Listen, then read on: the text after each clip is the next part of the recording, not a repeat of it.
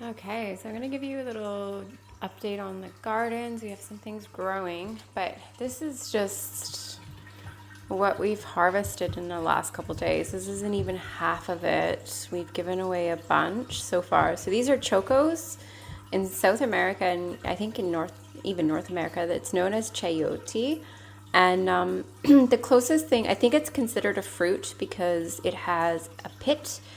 Um, I use it like I would a zucchini. I've made choco chocolate bread, which I will put these recipes on my website, www.ashleylauren.com.au, and I'll put that in the description as well of the video if anyone's interested. Lots of pumpkins still, so we've just given another pumpkin away, and there's probably like 8 or 9 still growing, and then all of these passion fruits as well. So what I'll do with these, we are putting them in like morning crepes in the morning. I'll put like a yogurt sauce with passion fruit, but you can freeze them in like little ice cube trays and then pop those out into a Ziploc or freezer bag, and then chuck them into like whatever, like fruit smoothies or baking or yogurt sauces or whatever. And actually, I think this might be an accident because it's kind of growing in a woody forested area in the backyard, and it's climbing up into the high treetops. So I know there's some sort of possum or bat or bush rat. I don't know what's eating them, but we get the leftovers. So, and we go out each day and like try to collect any that haven't been eaten, but it's kind of cheeky because it will actually, these ones are fine, any nibbled ones we don't collect, but some of them have, like the green ones have like a tiny little nibble out of it, and then it leaves it realizes, oh no, it's not ripe enough. So it's a bit wasteful, but I'm hoping these will ripen and we can freeze them. Okay, so some things we've learned in the second week. This thing here, I don't know what they used it for. It has like, sorry, I'm holding a coffee, so I'm using my foot to point. These things fold out. I thought maybe they are like stakes in the ground and you can shade seedlings with from the hot sun, because it does get quite hot here in southeast Queensland, but we're just using it as like something to throw on the compost heap because the chickens dig it up. As soon as we dig in compost, the chickens dig it up. So I've just dug in some compost in that area, so I'm just chucking that over. So it's like we were going to throw it away, and I'm like, I actually think it's going to be a little useful thing. And that's really cool that, you know, the owners that we purchased this property from, they just said, there's quirks around the property that you will learn. They can't possibly tell us everything. You just have to learn. And then obviously something we're really not sure about, we'll just email them or call them. But yeah, we're just kind of figuring stuff out as we go.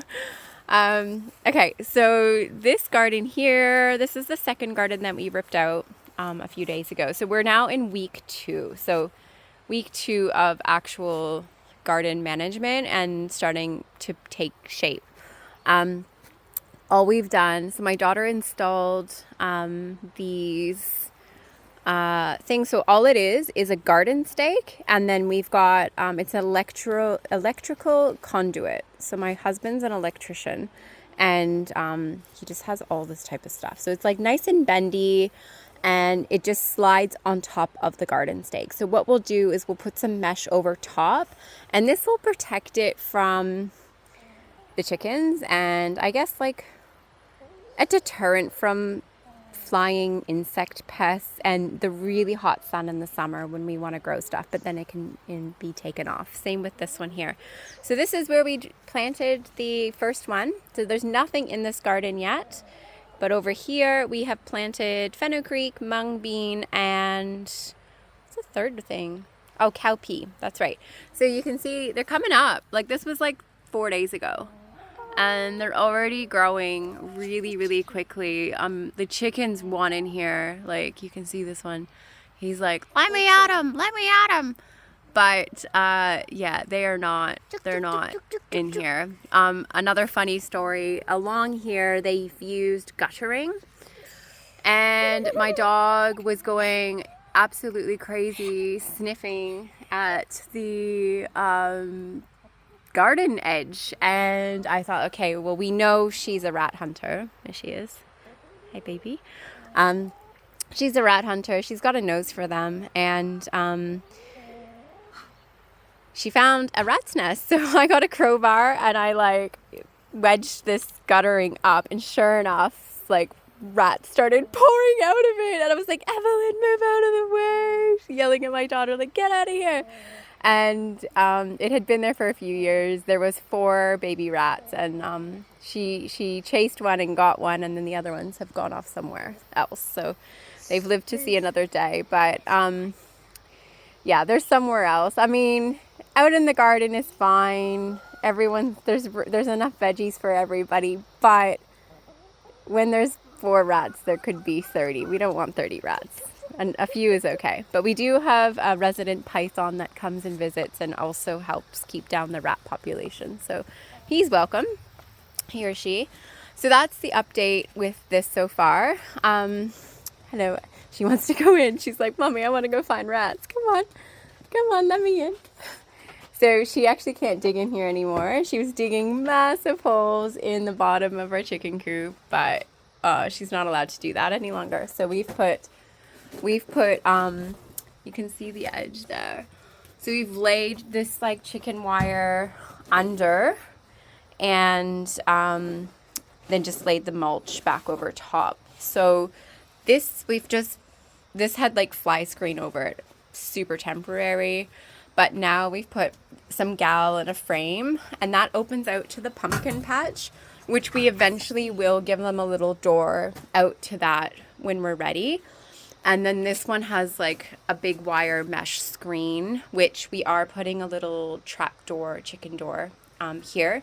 And then they'll go into like the entire lower paddock. But for now, we've only got 3 chickens. So they're allowed to be in this garden. I've sort of deterred them elsewhere.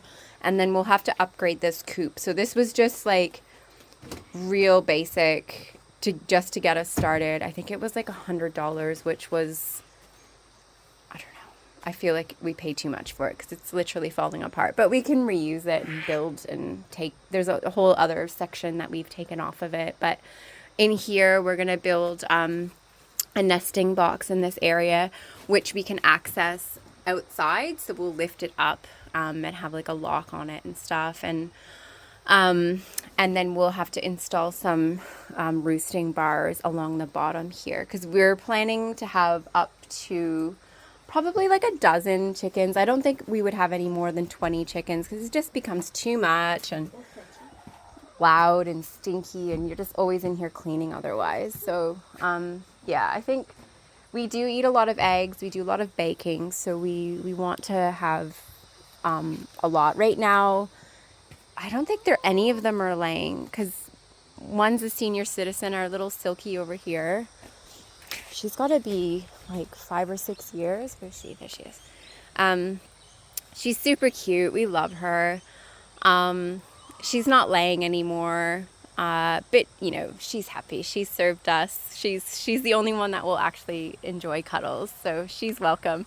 These 2 here, one's molting, so they're not laying at the moment. I think the other one's about to start to molt. So it's just the season. They're just not laying at the moment. But that's our garden tour. So next week we've hired Peter Kearney and invested in a year-long mentorship with him to basically tell us what to do. Like, I don't even know if he would recommend planting mung bean and cowpea and fenugreek as a green manure crop. Like, that could be completely wrong.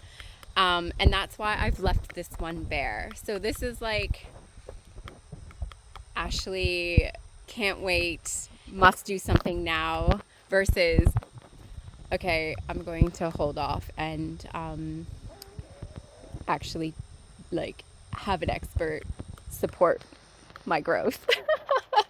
So I've got like the best of both worlds there. And for those of you who know me, I'm also into astrology, and my astrology conjunction Mars and Saturn makes perfect sense with this scenario here. This is Mars, can't wait, needs to do it. And Saturn's like, okay, actually, you should wait for the expert and just hear him out. So I'm just allowing both sides of me to exist here. So we'll see how they both develop and what we grow in them.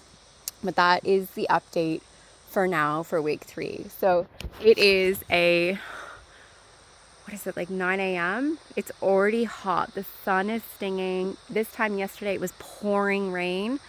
So yeah, we're looking forward to having some, maybe like no mud for once. And we're going to go down to the creek today for a swim. And someday soon I will show you our backyard where we go swimming in the creek each day. We're quite lucky to have that on a hard day of gardening. So that's it for now. Thank you for watching. I don't know if anyone watches these, but it's a great way for me to document my journey, how far I've come, and maybe you'll learn from my mistakes and my journey as we go.